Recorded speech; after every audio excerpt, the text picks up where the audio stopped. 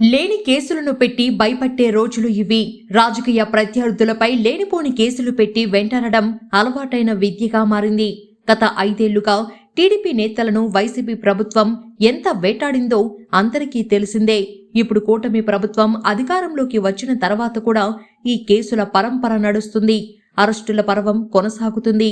మీరు అలా చేశారు కాబట్టి మేం కూడా అలానే చేస్తాం అన్నట్టు పరిస్థితి ఉంది. అటువంటిది ఆధారాలతో దొరికితే ప్రభుత్వం ఊరుకుంటుందా? ఖచ్చితంగా సీరియస్ యాక్షన్కు దిగుతుంది. ఇప్పుడు టీడీపీ కూటమి ప్రభుత్వం చేస్తున్నది అదే. ఓ కుటుంబ వ్యవహారంలో ముంబై నటి కుటుంబాన్ని విజయవాడ తీసుకొచ్చి వేధించినట్లు ఒక వార్త బయటకు వచ్చింది. తెలుగు రాజకీయాల్లో ఇది సంచలనంగా మారింది. సదరు నటి, ఆమె కుటుంబం తప్పు చేయకపోయినా విజయవాడ పోలీసులు తప్పుడు కేసులు పెట్టారు. విమానాల్లో వెళ్లి మరీ ఆ కుటుంబాన్ని అరెస్టు చేసి తీసుకువచ్చారు. అన్ని రకాలుగా భయపెట్టి సెటిల్మెంట్ చేసి తిరిగి పంపించారు. అయితే ప్రభుత్వం మారింది. నాటి సెటిల్మెంట్ బయటకు వచ్చింది. ఇందులో వైసీపీ నేతల ప్రమేయం ఉందని తేలింది. అందుకే కూటమి ప్రభుత్వం ప్రత్యేకంగా ఫోకస్ పెట్టినట్లు తెలుస్తుంది.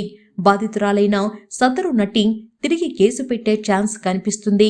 ఓ పారిశ్రామికవేత్త కుమారుడితో బాలీవుడ్ నటి కదంబరి జత్వాని ప్రేమలో పడింది.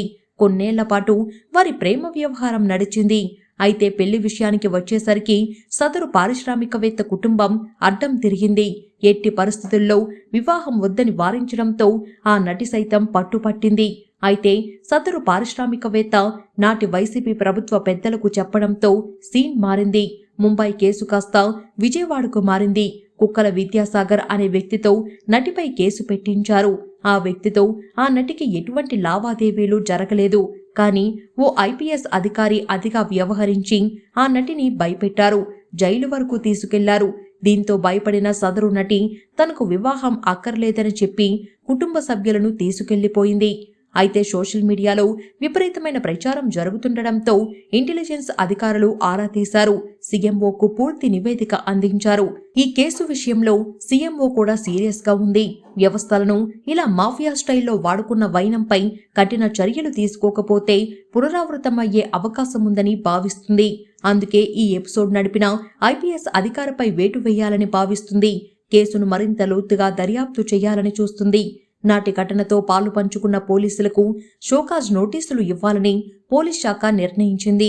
అయితే అప్పట్లో వైసీపీ ప్రభుత్వం ఉండడం, ప్రభుత్వ పెద్దల ప్రోత్సాహంతోనే ఈ తతంగం జరగడంతో బాధితురాలైన నటి భయపడిపోయింది. కానీ నాడు తన విషయంలో వ్యవహరించిన తీరుపై ఆగ్రహంతో ఉంది. మీరు వచ్చి ఫిర్యాదు చేస్తే తదుపరి యాక్షన్ చర్యలు ఉంటాయని మీకు పూర్తి భరోసామేమో అంటూ ఏపీ నుంచి సదరు నటికి హామీ వెళ్లినట్లు సమాచారం. ఆమె సైతం ఫిర్యాదు చేసేందుకు సిద్ధపడుతున్నట్లు తెలుస్తుంది. అదే జరిగితే ఎన్నో సంచలనాలకు ఏపీ వేదికగా మారనుంది. మున్ముందు ఈ పరిణామాలు తీవ్ర రూపం దాల్చే అవకాశాలు కనిపిస్తున్నాయి.